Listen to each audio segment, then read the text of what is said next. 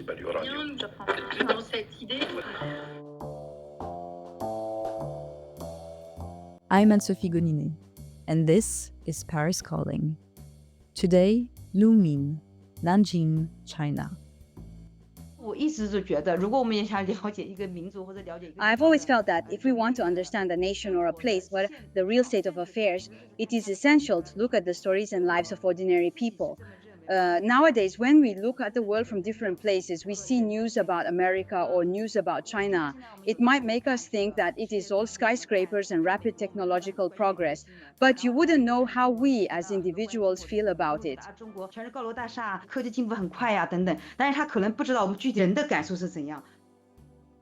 Lu Min is a prominent Chinese novelist based in the eastern city of Nanjing.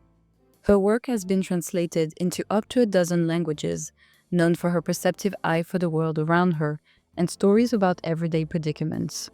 From Dinner for Six to This Love Could Not Be Delivered, and her recent work The Man Who Could Not Die, her vivid and nuanced storytelling about family, love, and social change provides a peek into how real lives are lived in modern China. Speaking from Nanjing on a recent afternoon, she reflected on her path to becoming a writer and how her increasingly powerful country is viewed abroad and at home.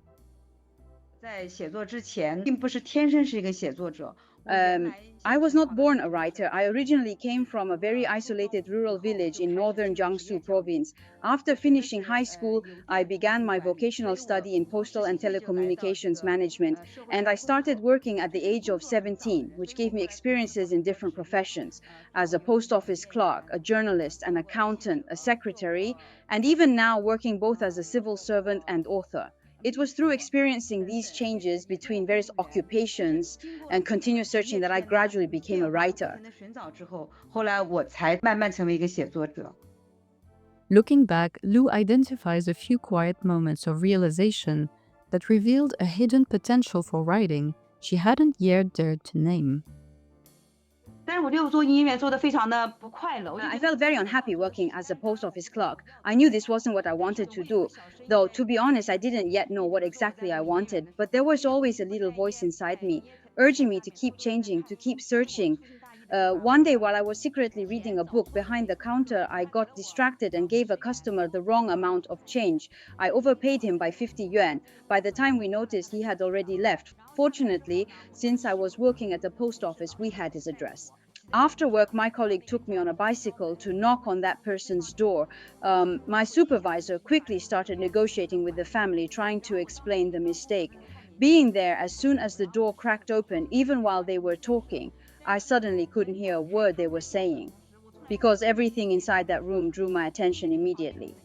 We had just intruded into someone's life unannounced, and their world lay bare before us. An untidy room, not at all presentable, leftover dishes scattered on the table, children's clothes draped over the backs of chairs, scraps of paper and small household items lying on the floor. But what I saw was more than that. It was a family being quietly exposed, invaded, observed. Uh, at that moment, that 50 yuan no longer mattered to me, even though it was a huge amount then, more than half of my monthly salary. What mattered was the inexplicable thrill of glimpsing in on another person's life.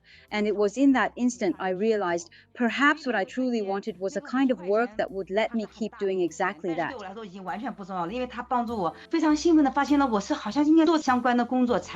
For Lu, observing others became a kind of quiet calling. Every job she held became material for her imagination. When she was organizing social gatherings for single young people, she would stand back in the corner, far from the dance floor, simply watching, imagining how a first meeting might turn into love, marriage, children, and maybe, if life didn't go as planned, divorce. When she was an accountant, even a single payslip could spark a story. She'd picture what that family's life might look like around the numbers on the payslip. She recalls the moment her imagination took her even further, leading her to her first real breakthrough on the path to becoming a writer. One night, while I was still working as a secretary on the 17th floor of our office building, I looked down from the rooftop. Below was a large square plaza where people were walking around. From that height, each person's head looked like a small ball floating up and down in the sea. I began imagining them as police officers, thieves, cautious civil servants, or even exhausted kindergarten teachers, and I noticed the shadows that everyone carries behind them. Standing there, I suddenly felt a surprising urge to walk alongside them, to step on their shadows and know what they were thinking, what they had experienced in life, and where they might go next. Then I began wondering what kind of work could let me actually do that, to step into someone else's shadow and enter their inner world. Back then, the best answer I could think of was writing, by fictionalizing people's lives. So after that moment of realization on the 17th floor, I turned back to my desk, zoomed out from the speech I was supposed to write for my boss, opened a new Word document on the right side of my screen, and began typing the first lines of what would be my first novel, Looking for Li Mai. 缩小，重新打开一个新的文档，开始写我的第一篇小说，名字叫《寻找李麦》。Lu's early work tapped into her childhood in the northern Jiangsu countryside, leading to her renowned Dongba series, named after the fictional version of her hometown. 生活在江苏北部的一个小乡村，其实我那个地方呢叫东台。Actually, my real hometown is called Dongtai, a small village in northern Jiangsu Province. I later changed its name slightly to Dongba, a little trick that many writers use in their novels. Dongba became the main setting for several of my early stories, somewhat similar to literature about the American South. And I wrote about rural China in the 1980s. 乡村的那种田园的古典的人和人的关系，对我的影响非常大的。Being raised in the countryside had a significant impact on me. The slow and intimate relationships between people, the transparency of family matters, and the way everyone expressed care for each other in a crude yet genuine manner, understanding each other's lives without privacy. All these aspects have deeply influenced me. 和童年留下了非常美好的深切的回忆。 As a close witness to China's sweeping social transformation since the 1970s, Lu Min later followed that tide herself, moving to the provincial capital, Nanjing, in search of new opportunities. She settled near an industrial district surrounded by factories, a setting that in 1990s China meant entire families' destinies were intertwined, much like those she would write about.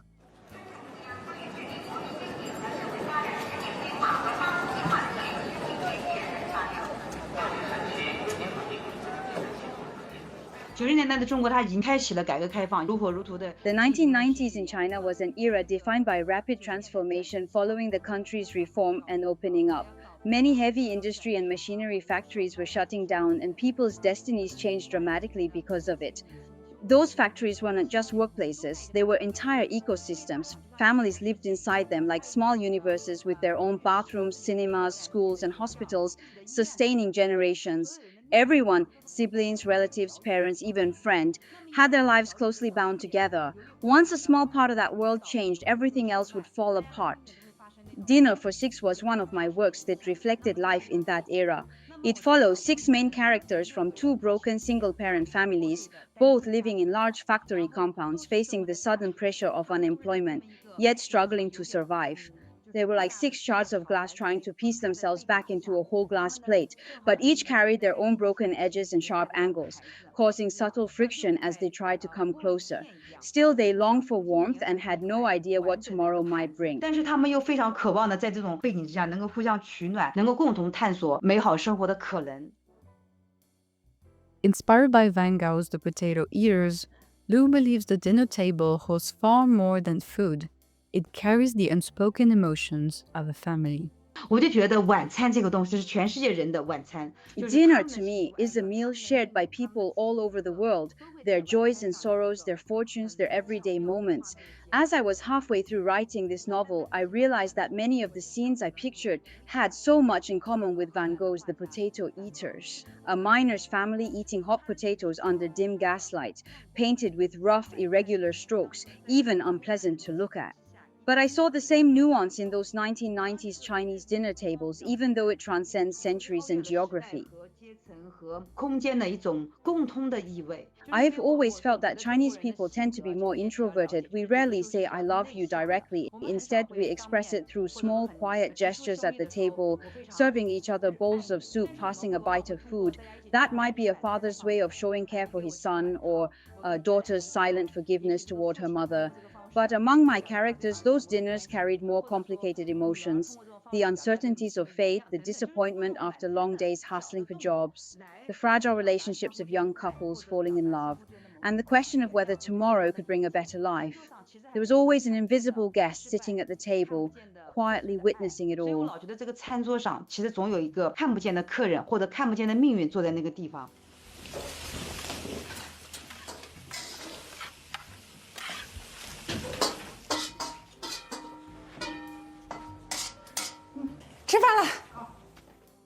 Beyond the dinner table, she went on to explore broader facets of Chinese society, from generational change to social mobility, in works recognized with several of the country's most prestigious literary honors. About 5 or 6 years into her writing career, she began turning her focus toward urban life, capturing the rhythms and dissonance of a rapidly modernizing China. 现在我在城市生活的时间长度已经远远超过了我在乡村生活的时间长度。In our generation, some of us came from the countryside but have now spent more years in the city than we ever did back home. That brings a deep sense of homesickness for those vanished rural lives. Over time, I realized that enjoying coffee and afternoon tea was no longer something unique to city dwellers. People in the countryside do that too. That was when I shifted my focus to urban life and the people within it, those who may have come from the countryside, blending into the city and adapting their ways of expression and social interaction, yet still carrying the mud, the heart, and the pain of where they came from. Several of my mid-career works explored the kind of quiet sickness people develop in the city, a hidden mental unease that appears completely normal from the outside, yet carries the weight of old wounds from earlier life. 很快我写作了5、6年之后，我就转向了城市写作。 Stories and characters from her work haven't just stayed in China. They've been translated into other languages, giving readers around the world a glimpse into everyday Chinese life in all its complexity. Lu says she never writes with a specific audience in mind. For her, the story always finds its own readers. 我有的时候也并没有特别的去考虑是谁在读它，或者说它会是哪个国家的人在读。 As a writer, I don't really think about who will read my stories or what country they might come from. What I write are simply the stories of people, the real lives they live. I want to paint those faces and tell the stories that move me to tears, that I can truly relate to. So I would say my novels are very realistic because they come from my own time and experiences. Dinner for Six was one of them, drawn directly from my own life. Another work that has been translated into many languages, This Love Could Not Be Delivered, also depicts 1980s China, the post-reform and opening up era, when there was a striking gap between public morality and people's private lives. I was fascinated by that tension, by the relationship struggles I see around me, and by the emotional scars people carried for years. Those became the stories I wanted to tell. 生活之间，它会有一些矛盾之处。 When the story is translated into another language, you often discover that readers everywhere see it differently. People from different countries, ages, and backgrounds can still connect to the same emotions because pain, love, and longing are universal. When we think about other cultures, we usually turn to the media, to news articles, but that's a world outside of our own.